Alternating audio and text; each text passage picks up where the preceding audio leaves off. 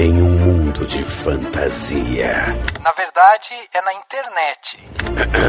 Em que os filmes são analisados. Também tem biografia, entrevista, debate, um monte de coisa, né? Sim, um podcast se destaca. Podcast Cinemação. Só no cinemação.com.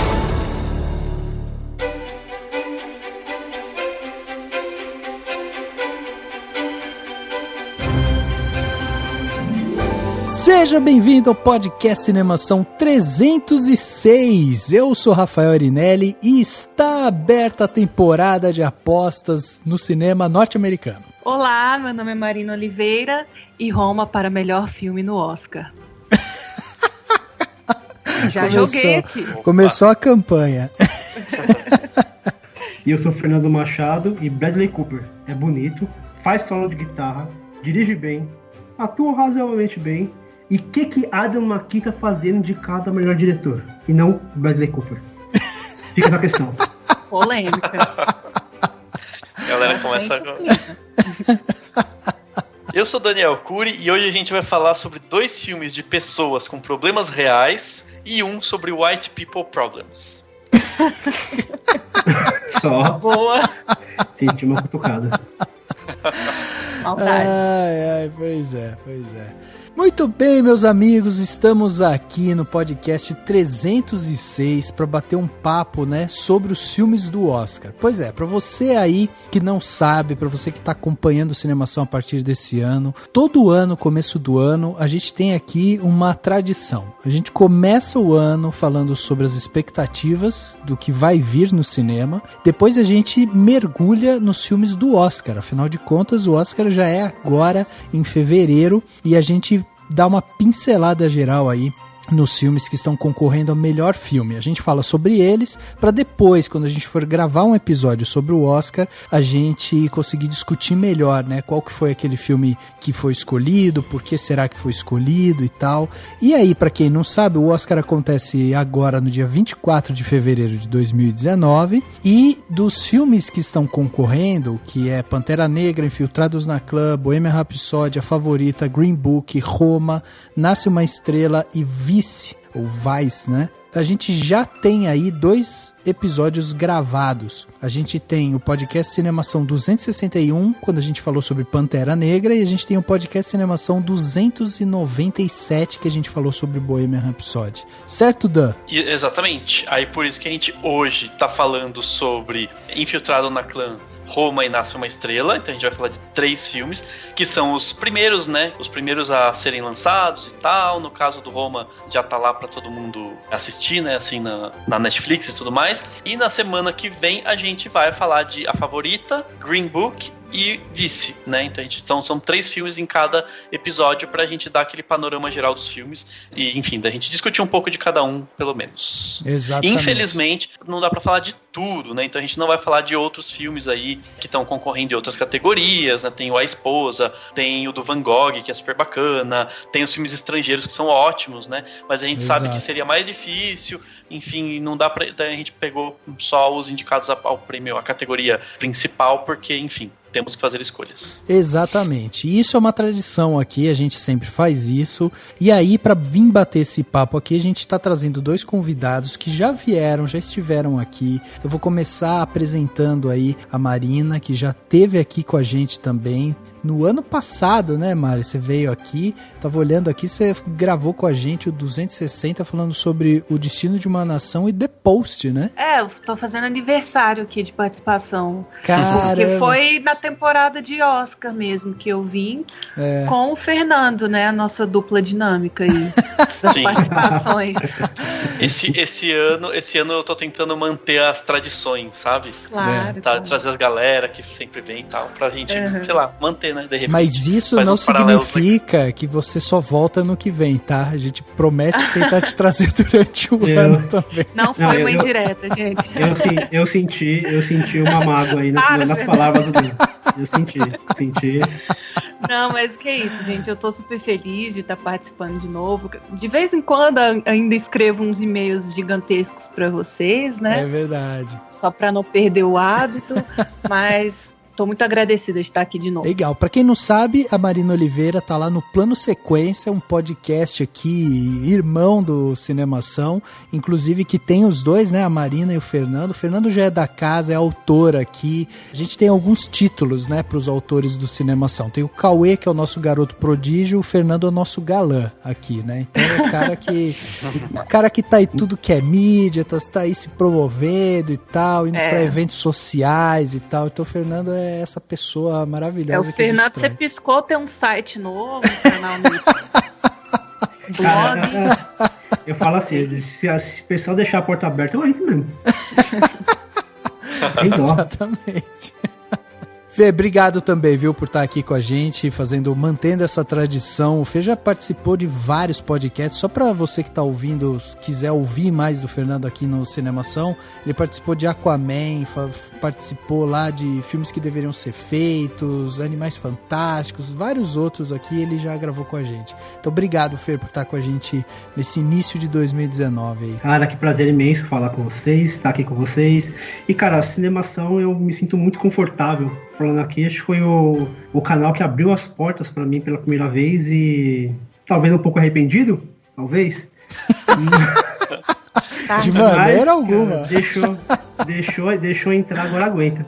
Mas é isso, cara. E assim, falar desses 3 filmes vai ser incrível. Eu tô maluco pra falar deles, porque na verdade eu queria falar deles há muito tempo e não tivemos a oportunidade de ninguém gravar e me convidar pra falar desses filmes, e agora eu tô aqui desabafando sobre isso. Pô, legal.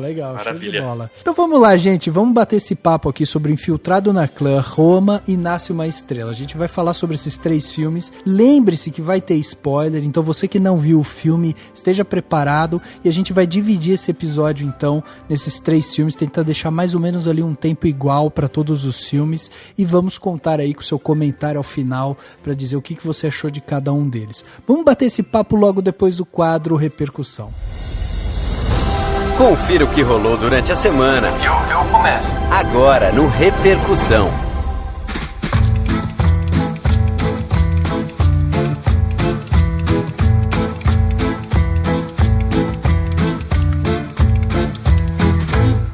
Mais uma semana passou e a gente recebeu aqui um monte de comentário bacana e tá na hora da gente ler eles aqui pra você. Mas, se você tá aí e você acha que você pode contribuir com o nosso podcast mandando seus comentários para que a gente possa enriquecer ainda mais as discussões que a gente tem, então lembre-se de mandar um e-mail aqui pra gente no contato@cinemação.com. Através desse e-mail você escreve e a gente vai receber aqui na nossa caixa, eu e o Dani, e a gente já vai responder você ou por e-mail ou vai ler seu comentário aqui.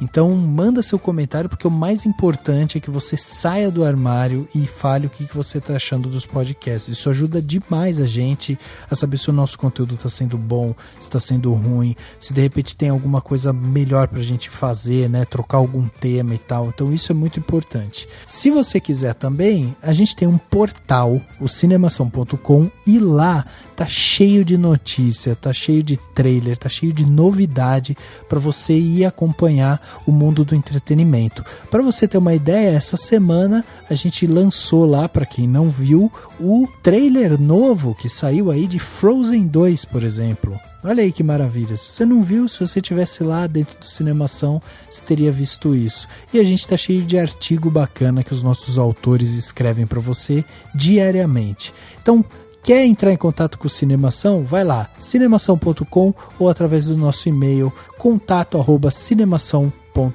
Lembrando sempre que você pode apoiar o Cinemação. Isso mesmo, apoiar com dinheirinho, que é sempre muito importante. O que você ganha com isso? Você vai fazer parte do grupo no Facebook e no WhatsApp do Cinemação, que é o Cinemação Premier, conversar com um monte de gente, fazer amizade com um monte de gente, muito legal. Você vai receber todo ano um presente exclusivo, a gente já deu revista, já deu broche, cartão postal com adesivo e muita coisa legal. Sempre tem um presente novo todo ano para os patrões. E você ainda pode divulgar produtos e serviços seus no podcast Cinemação, é só conversar com a gente. Então vai lá no cinemação.com/contribua ou clica no botãozinho contribua do cinemação.com, escolhe a plataforma que você quiser e seja um patrão ou uma patroa do Cinemação.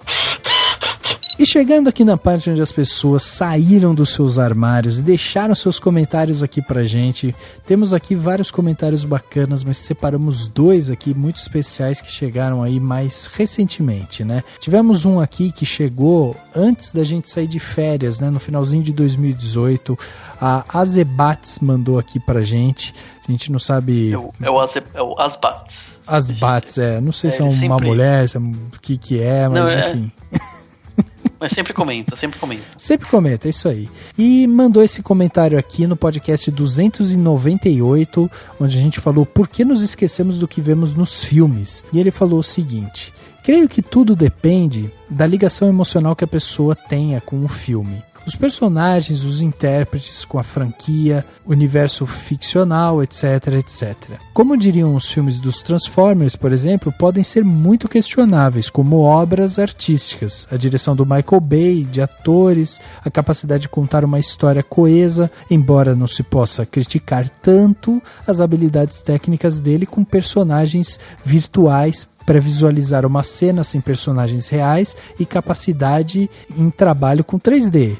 Mas assim, creio que quem cresceu assistindo Transformers nas manhãs de domingo da Globo dificilmente vai esquecer a primeira aparição de Optimus Prime no filme de 2007 e a primeira sequência de transformação de caminhão para o módulo robô adaptado à Terra, ou até os diálogos de Optimus Prime. Digo isso porque Transformers foi a animação que marcou minha infância. Assisti a estreia na Globo em 1986 e as lembranças da infância que me traz, domingos de manhã, meu pai, infelizmente já falecido, ajudando minha mãe na cozinha, preparando o almoço de domingo, macarronada, risoto, frango assado com batatas, Coca-Cola de casco de vidro.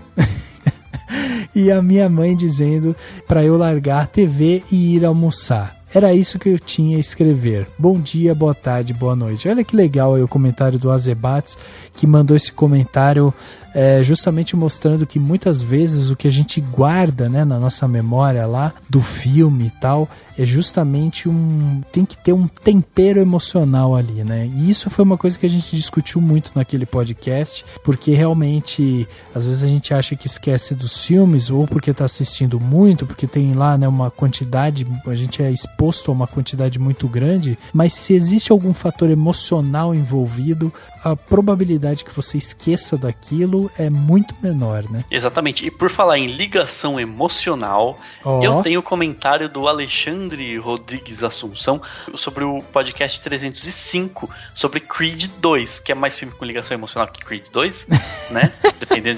Dependendo da pessoa, óbvio, né? Exato. E ele comentou o seguinte, o Alexandre comentou o seguinte: a saga Rocky e seu derivado Creed mostram que é possível em filmes de diversão popular, vamos classificar assim, produzir obras que tenham um conteúdo interessante e que conseguem, além da boa história, por mais clichê e convencional que seja, apresentar personagens com alguma dimensão e explorar sobre eles temas relevantes como o relacionamento humano, a vida e a morte. Nesse segundo filme, com algumas ressalvas, a história segue bem e dá uma releitura bem interessante do não tão significativo episódio 4 da franquia, o mais fraco na minha opinião, tratando seus personagens como humanos, apesar de suas características físicas de super-heróis. São pessoas buscando pelo sentido de suas vidas e pela sua posição social, muitas vezes relegadas a outsiders, desprezados pelo fracasso, como Ivan Drago e seu filho, ou pela decadência de um tempo que não retorna mais, o envelhecido Rocky Balboa sozinho, abandonado pelos filhos e por todos aqueles que o cercavam que já morreram. Uma boa história para um bom filme. E é isso mesmo, é uma boa história para um bom filme, Creed 2, e um filme que traz emoção justamente por se conectar com o passado. Enfim, tudo está interligado e no fim das contas cinema é emoção, né? Cinema é você criar emoções dentro de você, independente de imperfeições da obra que você está assistindo.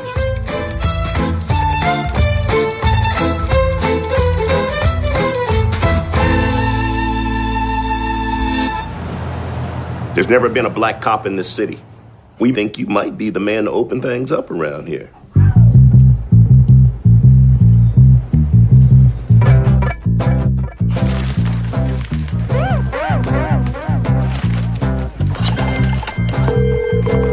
Hello, this is Ron Stallworth calling. Who am I speaking with? This is David Duke. Grand Wizard of the Ku Klux Klan. That David Duke?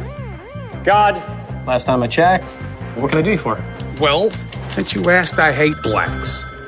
I hate Jews, Mexicans, and Irish, Italians, and Chinese. But my mouth to God's ears, I really hate those black rats. And anyone else, really, that doesn't have pure white Aryan blood running through their veins. I'm happy to be talking to a true white American. God bless white America.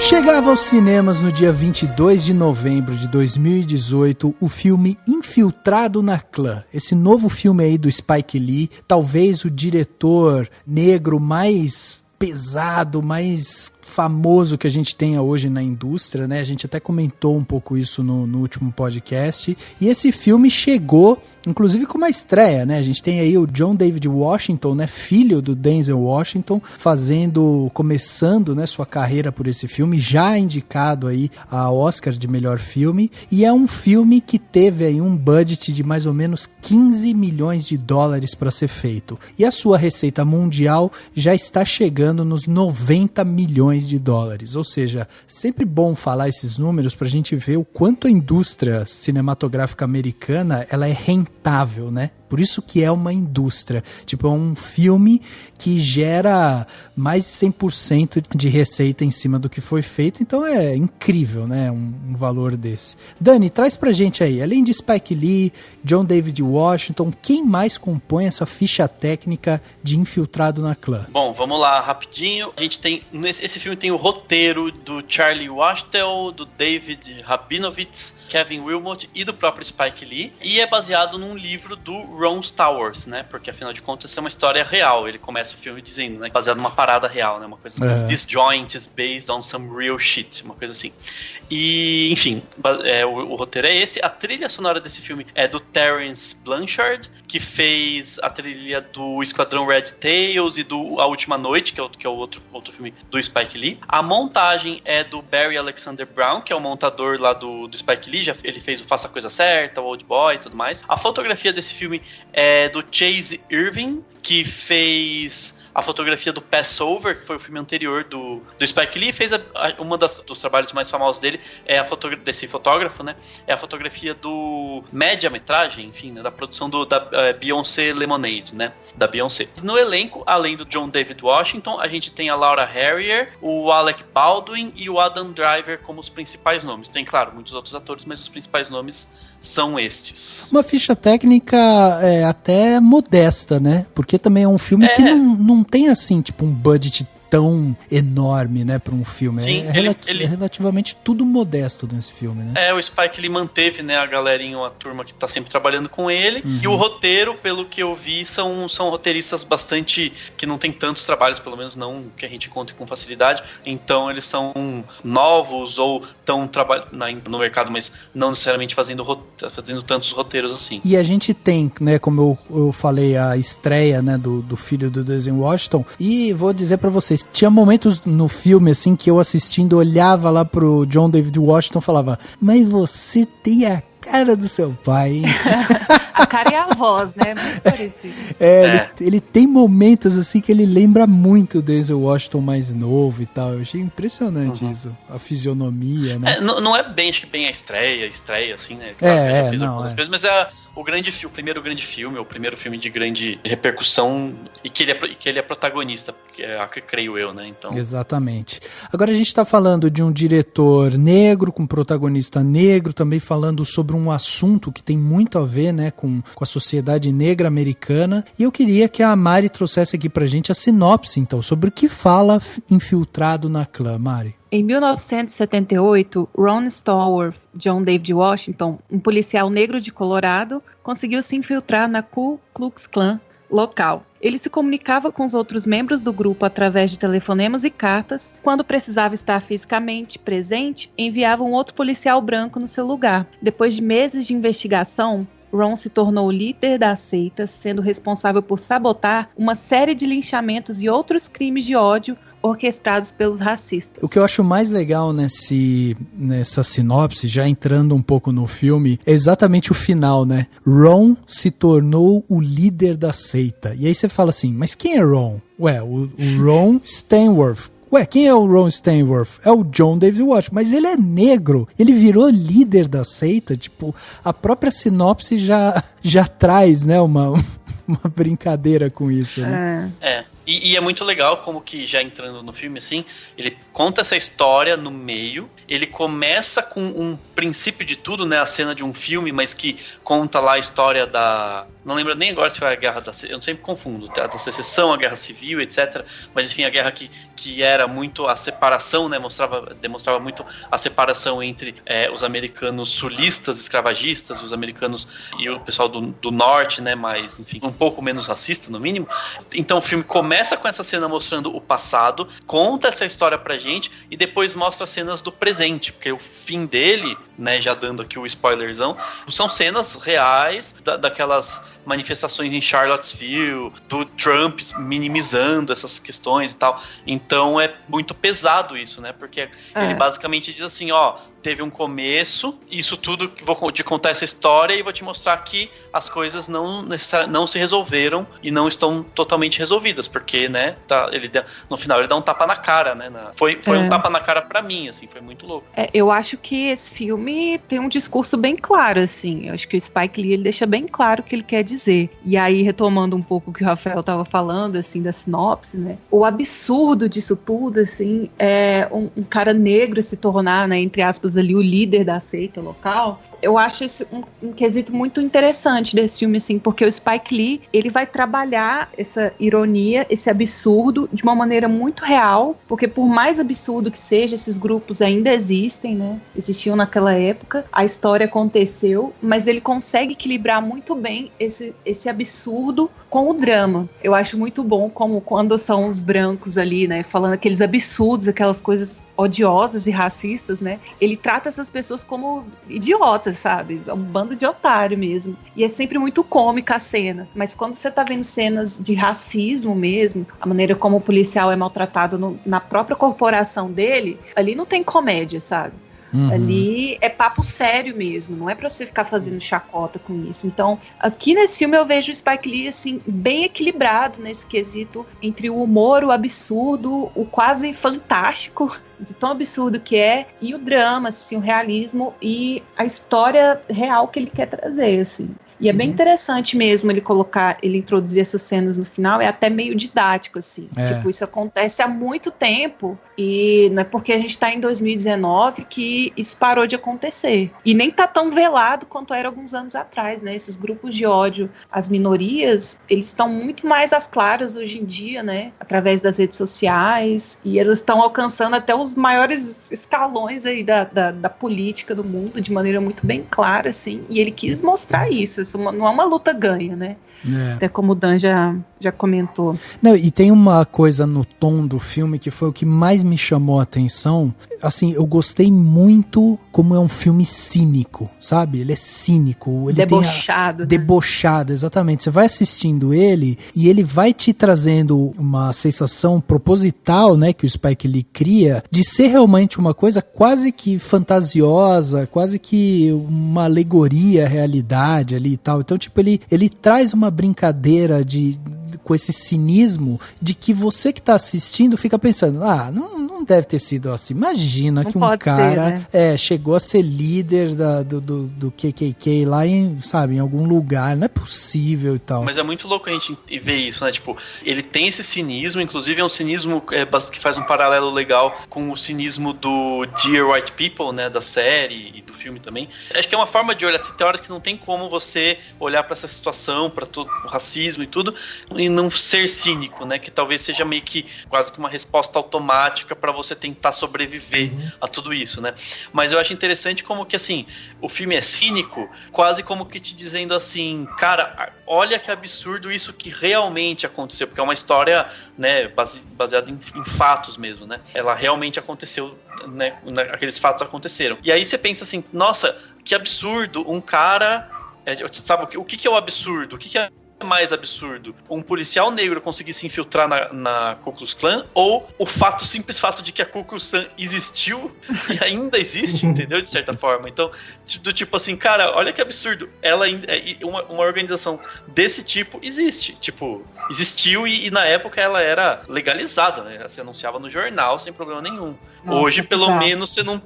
né, tecnicamente, sei lá, você não pode anunciar no jornal, mas ela existe, de certa forma, né, então... Você não pode propagar nenhum tipo de... Não pode fazer menção, propaganda ou qualquer tipo de incentivo aos ideais da clã, é como se fosse o nazismo também. Você propagar o nazismo de alguma maneira é crime. Falando sobre a linguagem que o Spike Lee usa no filme, não sei se vocês chegaram a assistir na net, o especial de stand-up que tem na Netflix. A Nanette, ela faz ela desconstrói o stand-up para mostrar como que funciona o humor. Então ela fala que para você dar aquele punch do humor, você primeiro cria um conflito e aí você cria uma tensão, você desarma o seu público, a sua plateia, e aí o punch é uma piada que alivia a tensão. O Spike Lee faz exatamente o contrário, isso que eu acho fantástico. Ele começa mostrando, deixando a coisa leve, deixando a coisa fluir com humor, fazendo chacota com essa situação do branco falando com o negro achando que é um branco, mostrando de maneira irônica e satírica como que aquilo representa a voz do Trump hoje e também representa a voz de outros líderes mundo afora. E aí ele desarma as pessoas elas ficam leves, elas ficam desarmadas e quando vem o punch no final, aquele final que é arrebatador, aí a gente cai, aí a gente se desarma totalmente e aí se entrega. Eu mesmo me entreguei completamente no final desse filme, assim, eu vi no cinema, eu vi na mostra e não só eu, o cinema inteiro entrou em pranto naquele momento. Uhum. Nossa, aquele final é realmente pra pregar o último prego no caixão, assim. Porque tem esse lance, né, ele trabalhar com cinismo o tempo todo, você vai levando isso até com uma certa leveza. E aí quando chega no final e ele dá essa virada assim, realmente você fica em choque, porque você fica, cara, não é possível que tudo que você me falou até agora, então, é verdade. Até porque a história em si, apesar de ser uma história de investigação e tal, né, ela é uma história de derrota, porque apesar deles terem conseguido desmascarar, conseguirem mostrar, né, que existia algum tipo de crime ali e tal, no final das contas, o chefe, que é o chefe branco da delegacia ali e tal, fala, viu, acabou a investigação, destrói tudo e pronto. Então, assim, você tem um final do filme que ele chega a ser melancólico por isso, só que ele acaba o filme com uma grande risada, com o cara, sabe, tirando um sarro ali e tal, tá todo mundo brincando, e você tá levando aquilo ali numa boa. Só que daí quando vem a parte final, que é com cenas reais, com declarações reais do Trump, com tantas outras coisas ali que a gente viu, tipo, as cenas das pessoas sendo atropeladas e o pessoal falando pra câmera, sabe? Olha o que estão fazendo com a gente, não sei o quê. Aquilo ali te traz com uma força pra realidade que você fala, cara, não consegui ainda perceber a dimensão da coisa, não tava conseguindo perceber, porque pra mim, às vezes como a realidade não cola na gente, porque é branco, porque é mulher, porque é, sabe, qualquer coisa que às vezes você acha que não tá colando em você porque você não se identifica com aquele movimento, quando te puxa pra realidade dessa forma, ele meio que consegue colocar todo mundo com a mesma língua, entendeu? Porque ele vai usando esse cinismo justamente pra aproximar. Falando, você tá achando que é zoeira isso que tá acontecendo? Ri então, fica aí rindo com um cara que é policial e sofre de preconceito e tal. E aí no final eu te mostro o que realmente é isso pra gente. E aí é um choque, entendeu?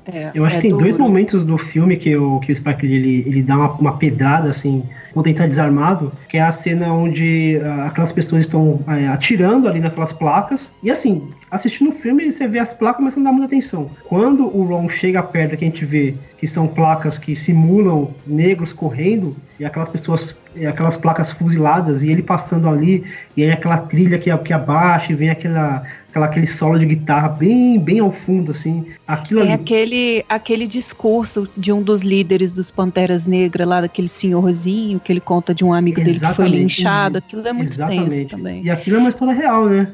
Eu acho interessante isso que o Rafael falou, assim, desse choque de realidade, porque ele estava debochando até certo ponto, mas eu não acho que seja uma história de derrota, não. Eu acho que é um filme um tanto cínico e pessimista, assim, porque realmente não chegamos a uma solução para o racismo no mundo, né? Racismo tá aí, todo tipo de preconceito tá aí. Mas parando para observar assim, numa camada mais íntima dos personagens, eu acho a trajetória dos protagonistas muito interessante. Eu acho que é uma trajetória de vitória, assim, para ser bem simplista, porque a gente tem o personagem do Ron, que ao meu entender, ele era um cara negro, policial, mas que não estava envolvido com nenhum tipo de militância, e até certo ponto ele não conhecia a própria negritude, assim. E a partir do momento que anteriormente ele se infiltra no movimento negro, né, para fazer uma ação policial, e ele se envolve com a militante, eu esqueci o nome da personagem, me desculpem. Aí ele vai ter um arco durante o filme em que ele se reconhece esse homem negro e todos os problemas de racismo que passa, parece que ele se reconhece enquanto um grupo mesmo, sabe? Onde ele está inserido ali. E a mesma coisa acontece com o personagem do Adam Driver, assim, que eu tenho que enaltecer esse cara, né? Que ele está muito bem nesse filme. E ele também tem uma trajetória de descoberta muito sutil, porque ele é um judeu, ele não liga pro fato dele ser judeu, isso nunca, e como ele não é religioso, a família não é religiosa, isso nunca foi um fato muito determinante para ele, mas a partir do momento que ele tem que fingir que ele odeia judeus, e sabe, você percebe na atuação dele o desconforto o tempo inteiro do personagem, e como ele tem que fingir que ele não tá desconfortável, mas ele tá, e a partir do ponto que ele vai se infiltrando cada vez mais ali, a coisa vai ficando mais pesada, ele tem que falar umas coisas horríveis, e aí ele fala, cara, eu não quero falar mal de judeu, sabe? Parece que ele também se encontra e se reconhece enquanto uma entre aspas, minoria, assim, ele tá inserido num contexto, não adianta. E aí eu acho que nesse sentido a trajetória pessoal dos personagens, ela é muito engrandecedora, assim, de você entender o seu lugar no mundo e o que você pode fazer com as ferramentas que você tem. E aí o filme, ele te dá várias ferramentas, né, acho que através da educação, da justiça, da militância, você se informando, você se unindo para acabar com a segregação e tal. Nesse ponto eu acho um filme assim, até bem otimista, né? Mas realmente o choque de realidade no final é muito doido, assim. E aí é interessante você ver que tem o Jordan Peele na produção do filme, né? Sim. Porque o que ele faz no Corra, ele já leva para um extremo, né? Para uma coisa fantástica mesmo, fantasiosa, assim, para uma representação desse racismo. E aqui poderia ter ido por esse ponto, né? Porque é um absurdo muito grande, mas ele te puxa pro chão todo momento, né, no filme. Você falou do Ron, essa questão do despertar da questão de ele se enxergar como negro. Eu gosto muito desse tema porque eu sou filho de negra com meu pai branco. Durante até minha adolescência, eu não conseguia enxergar esse racismo. Até que um dia minha mãe, conversando comigo, ela me falou que ela trabalhava em casa de família e tudo, veio da Bahia pra cá, pra tentar a vida, trabalhando em casa de família, e ela falou pra mim, pra eu jamais abaixar a cabeça por conta da minha cor. Eu fiquei meio grilado assim, falei, como assim minha cor? Eu sou moreno. E aí, dali pra frente, você começa a enxergar, você começa a olhar, sabe aquela coisa do teste do pescoço, que você vai num restaurante, e aí você levanta o pescoço e vê quantos negros estão sendo servidos e quantos negros estão servindo. Sim, e aí tem um choque de realidade absurdo. A partir dali, tipo, a sua forma de enxergar o mundo muda. Então o que aconteceu com o Ron ali foi isso também. Eu concordo bem com a Marina falou. Ele passa a enxergar de uma outra forma, ele passa a entender como funciona a estrutura, como que eles realmente estão ameaçados, não é essa Ku Klux Klan, não é uma organização só de ideais, de práticas também, de práticas violentíssimas. A gente vê hoje, mesmo um grupo que oficialmente não existe, a gente consegue ver resquícios desse ódio que eles propagam até hoje. Você vê que no final do filme o Dundalk aparece se pronunciando lá durante aquelas passeatas em Charlottesville. Você vê o absurdo que é aquele personagem. A gente parece que é coisa de outro mundo, mas pô, o cara aparece no final. Você vê que é uma história real. Você vê isso também. Você vê isso. Isso que é o mais, isso que mais impacta. Por isso que no final do filme, eu não resisti e eu caí em lágrimas assim, copiosamente, porque bateu muito forte em mim esse final. Bateu forte pra caramba, cara. Não, e você sabe que eu acho até que ele, na temática dele, que é justamente trazer essa questão do racismo à tona e tal, trabalhar com esse cinismo, eu acho que o filme funciona muito bem. porque ele vem trabalhando com o cinismo e tem momentos no meio dele, o Spike Lee coloca assim, inserções de realidade ali dentro da dramaturgia, né? Então tem essa cena que o Fernando falou pra gente do tiro ao alvo, tem uma outra cena lá que a gente tem até aquele ator, que é um ator já mais consagrado e tal, que é o Belafonte, né? Que é aquele ator negro mais velho, né? Que ele tá contando, né? Um caso que aconteceu com ele e tal, inclusive, né? só pra completar, o Belafonte é um líder, né? De movimento no mundo todo, assim, o cara, além de músico e tal, ele fez um trabalho sensacional, assim, tanto no cinema, no audiovisual, enfim, e como um líder mesmo do movimento negro, assim. Mas enfim, sim, exatamente. E ele vai dando essas inserções de realidade durante o filme. Então isso eu acho muito legal da gente ver como que o filme ele trabalha com essa parte cínica e ele vai inserindo isso para no final ele dar o punch final, assim, né? O que é realmente o choque com a realidade. Então assim, por mais que ele seja um filme cínico nessa temática do racismo, ele vai te mostrando doses homeopáticas de realidade para no final ele te chocar. Agora, quando eu enxergo o filme como um filme de investigação, eu acho ele bastante falho, sabe? Enquanto eu assistia o filme, eu achava assim que toda a parte investigativa mesmo, que ali eles estavam fazendo para tentar descobrir como que a Ku Klux Klan funcionava e tal, eu achava aquilo assim ou era muito simplificado essa parte investigativa, ou eu achava assim até às vezes meio confuso, sabe? Como é que eles chegaram até aí e tal? Até o fato assim dele... Ele pega lá um anúncio, né? E aí ele liga, se passando, dizendo que ele é branco e tal. Até aí tudo bem, porque essa dose de algo meio que imprevisível eu até compro, assim. Mas o pós isso, sabe? Toda a parte investigativa mesmo, como que eu vou provar que eles estão fazendo algo que é criminoso e tal? Essa parte que eu achei, assim, um pouco difícil de se entender no filme, sabe? Não acho que é uma coisa que foi muito bem trabalhada, entendeu? E o final também, aquela lance de desarmar a bomba, da forma que foi muito, parecia assim, que o filme tava se encaminhando pro final, mas de repente perceberam que o filme tava acabando e precisavam resolver o caso. Resolver da forma mais rápida possível. E eu tenho também outro problema com esse filme, que é a questão da representação policial. Porque o que o filme dá, o que parece, eu assistindo o filme, a mensagem que fica no final, até porque o filme foi baseado num livro que é de um policial. E o policial que desde o início falava que ele lutava dentro do sistema, ele tentava mudar o sistema por dentro. Eu sinto que o filme é um pouco corporativista nesse sentido, porque ele coloca um personagem racista, um policial racista, e como se ele fosse uma única maçã podre no meio de um monte de maçãs maravilhosas, lindas e heróicas. Então a gente sabe que ele não é tanto assim. A gente sabe que existem policiais ruim, bom e racista ou não, mas o problema não é individualizar a instituição polícia em si, a instituição em si. Principalmente a instituição americana, ela tem um conceito, acho que vocês assistiram o filme, que é O Ódio que Você Semeia, que deixa bem claro, um policial negro, que na hora que ele conversando com a sobrinha pergunta pra ele que se ele visse um negro no escuro, portando uma escova, que parecia uma arma, se ele atiraria, ele falou que atiraria porque ele ficaria com medo. E aí, como eu falar, e se fosse um branco numa Mercedes com a mesma escova, você atiraria ou você pediria para ele levantar os braços? Ele fala, eu pediria para ele levantar os braços, não atiraria. Então, acho que nesse filme até funciona melhor. E nesse filme parece que não, parece que eles relativizaram esse problema e colocaram apenas um policial que era racista, e ele foi preso e beleza, a polícia de Colorado não é mais racista. E sabe que não é. Então esse também é um outro tempo. Apesar do filme ser maravilhoso, acho que tem algumas coisinhas assim que me incomodaram durante a projeção. Eu acho que tem um ponto ali em que que a namorada dele disse que rolou uma blitz e elas foram assediadas pelos policiais, que meio que fica subentendido que isso aí é um costume dos policiais, né?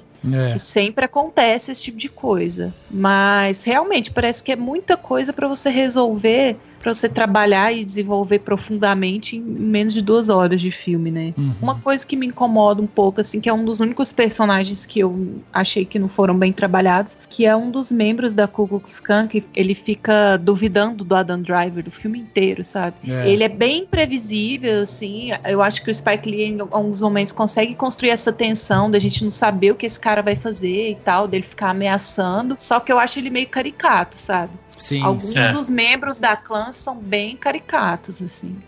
Porque o líder é o menos de todos. Mas é como eu disse, parece que é tanto personagem, tanta coisa pra você trabalhar ali, que ele acabou optando por trabalhar melhor os protagonistas. Eu acho que a própria namorada dele não é muito bem explorada também. A questão do Pantera Negra, da militância. Mas, só pra finalizar, eu queria enaltecer a trilha sonora desse filme. Sim, que é verdade. muito boa, né? Uhum. Eu acho que ela comenta bem as cenas. E tem um quê de Blaxploitation, né? Que é um comentário do próprio diretor, assim, no filme. Ele chega até a criticar alguns dos filmes do Blaxploitation no filme e tal. E é engraçado como, logo na abertura do filme, já tem uma coisa meio meta, assim, que tem ali o destino de uma nação, né? Ele comenta a arte como sendo uma criadora de opinião, né? E de ser uma arma porque você pode usar tanto para perpetuar o racismo ou não. Acho que isso é bem legal. E aí a trilha sonora vem para comentar as cenas também. Eu acho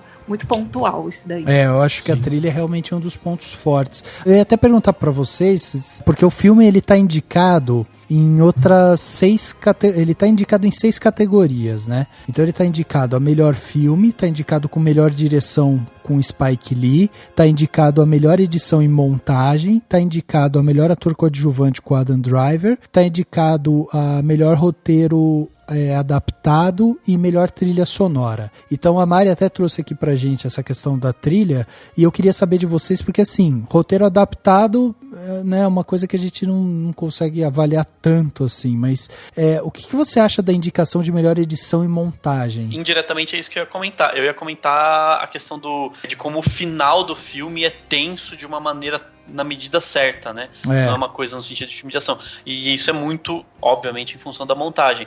Então eu acho que sim, a montagem desse filme é muito boa, sabe? Traz todos os elementos que a gente precisa pra entender. Eu entendo que você falou que ficou confuso com as investigações, mas eu acho que não é o propósito do filme mostrar detalhes da investigação, de como eles foram em cada momento. E eu acho que a montagem também faz a gente entender que teve essa dificuldade, que teve esses encontros, esses momentos em que eles precisavam, que o Adam Driver precisava ir nos encontros e tal, mas ao mesmo tempo que eles seguiam as suas vidas, né? Principalmente no caso do Ron, né? Que ele tem os encontros com a menina e tem, né, alguns momentos de vida pessoal e tal. Então, essas alternâncias, eu acho que elas funcionam muito bem.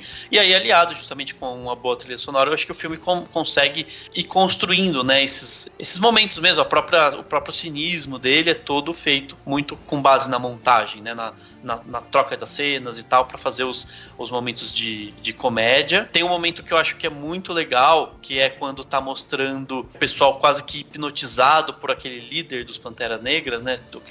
O cara fazendo o discurso. Enfim, e aí a gente...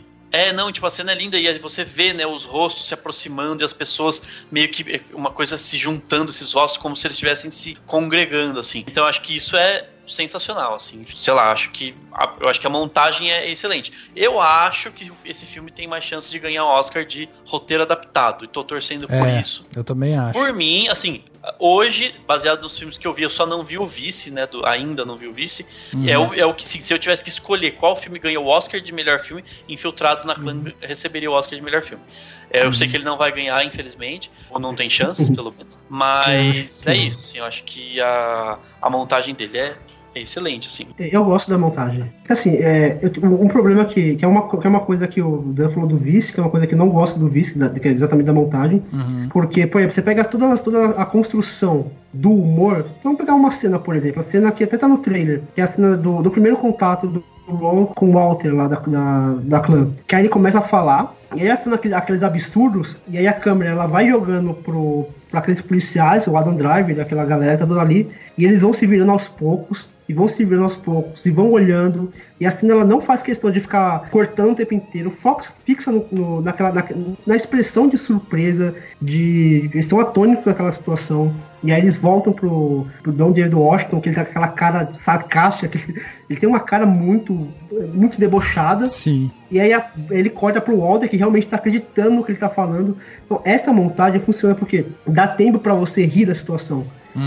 Que é uma coisa que o montador desse filme, ele é o mesmo montador da maioria dos filmes, que é o Barry Alexander, que é o mesmo montador da maioria dos filmes do Spike Lee. E ele também tá no filme Faça a Coisa Certa, que é a obra-prima do Spike Lee. E no Faça a Coisa Certa tem muito disso. A montagem dá tempo de você rir, de você entender aquela situação, de você digerir aquela coisa, não é aquela montagem frenética que não dá tempo de você raciocinar sobre o que está acontecendo. Que é algo que, por exemplo, Bohemian Rhapsody não faz, que Vice não faz. Qual é o outro que tem de cada montagem? Green Book. Green Book nesse cara até faz. Mas eu acho que é isso, cara. Eu acho que tem grande chance de levar montagem, porque pra mim a montagem é talvez um dos grandes méritos do filme tá na montagem. Só pra quem às vezes não entende, né? Melhor edição e montagem é justamente essa arte que o filme tem de ser uma coisa homogênea, independente do ritmo dele, né? Mas ele acaba sendo muito homogêneo e ele traz justamente a grande virtude dos filmes que são indicados à edição e montagem é justamente variar esse ritmo de uma forma que a gente sinta da maneira certa, né? Vamos dizer assim. Então, é interessante pensar nisso. É óbvio que um filme assim que tem um corte mal feito, não sei o que, não entra, porque daí é uma questão muito, muito prática, né? Mas quando a gente olha esses filmes com melhor edição... Entra, né? Exatamente. Entrou. Exatamente. Mas assim, não era pra entrar, né? Então, assim, o olhar tem que partir justamente dessa coisa assim, o filme ele precisa ser muito fluido. Eu até acho que assim, o que me incomoda no filme, que é justamente a parte de investigação, eu acho que é mais uma questão de roteiro em si, do que propriamente de montagem, sabe? Porque o filme ele não é um thriller, então realmente a parte de investigação é um pano de fundo. Ele é mais um filme policial, é um filme biográfico e tal, mas ele não se debruça tanto na parte de thriller, de suspense e tal, ele não tem isso. Então, eu acho realmente que é uma parte de pano de fundo, mas eu acho que ele poderia ser melhor resolvido, sabe? Só por isso que pra mim ele incomoda um pouco isso. Agora, pra gente dar as nossas notas aqui, né? Afinal de contas, temos mais 2 filmes pra falar hoje. Então, vamos dar nossas notas aqui pra tirar uma média. Então, eu ia pedir aqui pro Dani trazer pra gente qual que é a sua nota, Dani, pra Infiltrado na Clã, esse filme aí de 0 a 5, quanto que você vai dar pra ele? 5. 5, aí. 5, pronto. Não tem nem muito o que falar, eu já falei bastante, então pra mim é nota 5. Assim. Legal. Eu até selecionei aqui, depois não vou falar todos já, mas eu anotei num cantinho aqui no papelzinho as notas dos filmes que a gente vai falar hoje. E pra mim, Infiltrado na Clã é 5. E digo e repito, se eu tivesse que escolher, eu dava o Oscar pra ele. É o melhor dos que eu vi. Legal. Pronto, falei. Vamos fazer o bolão, hein? Pois é. Mari, você? Dou 4,5 para esse filme. 4,5, legal. Acho que por causa desses incômodos que a gente comentou aqui no filme, eu não consigo dar 5, assim. Mas talvez revisitando o filme depois eu consiga achar uma nota 5 nele. Mas é um filme muito incrível, assim. Para além de qualquer defeito, é um filme necessário, né? Então, ainda mais nos tempos de hoje, né? Então fica aí, 4,5. Vou te falar aqui, ó, eu sou o rei de dar nota errada e depois me arrepender. Ai, o que pior diga é que fica Birdman, né, Fer? Né? Não, jamais esquecerei de Birdman. Nossa, gente. Eu acho que o Birdman foi o que me aproximou do cinema assim. Pra xingar o Rafa. Eu escrevi quase um artigo acadêmico xingando o Rafael quando ele falou do Birdman. Exatamente. E hoje me arrependo, tá vendo? Hoje eu acho que eu fiz errado. Ô Fer, e você? 0 a 5 pra Infiltrado na Clã? Quem acompanha meus textos no Cinemação sabe que eu não dou nota, porque eu sou muito ruim pra isso. Sim. Então, mesmo citando todos os problemas, cara, eu não consigo pensar em menos de 5 pra esse filme. Legal. É um filme que mexeu muito comigo, mesmo com os problemas dele. É um carinho assim, que você sente pelo filme. E eu não consigo pensar de maneira racional quando os sentimentos estão tão... Mesmo assim, eu vi esse filme na mostra que foi em outubro. E pensando nele hoje, eu ainda sinto ele muito vivo em mim. Então, hoje é 5, talvez daqui a 10 anos eu mude para 4,5. mas hoje é 5. Bom, eu vou fechar as notas aqui, eu vou acompanhar a Mari, vou dar 4,5 pra esse filme. Eu também acho que ele é um ótimo filme. Pra mim ele incomoda algumas coisas no roteiro, como eu falei, mas eu acho que pra mim o que eu mais me apaixonei por esse filme foi justamente esse cinismo que o Spike Lee consegue imprimir de uma forma brilhante no filme, assim, que você realmente cai naquilo, você se vê sendo cínico também com problema, né? Você acaba levando o problema de um jeito cínico, e aí quando chega no final que você toma na cara mesmo com a realidade, com as cenas que ele seleciona pra mostrar pra gente e tal, é realmente assim chocante, porque você percebe o quão você também é cínico, né, com essas situações. Então eu achei isso muito feliz dele, como ele consegue te fazer navegar pelo filme da forma que ele quer. Então se a gente pegar aqui os 5 do Dani, os 4,5 da Mari, os 5 do Fer e meus 4,5, estamos carimbando aqui para Infiltrados a nota de 4,75. Show de bola.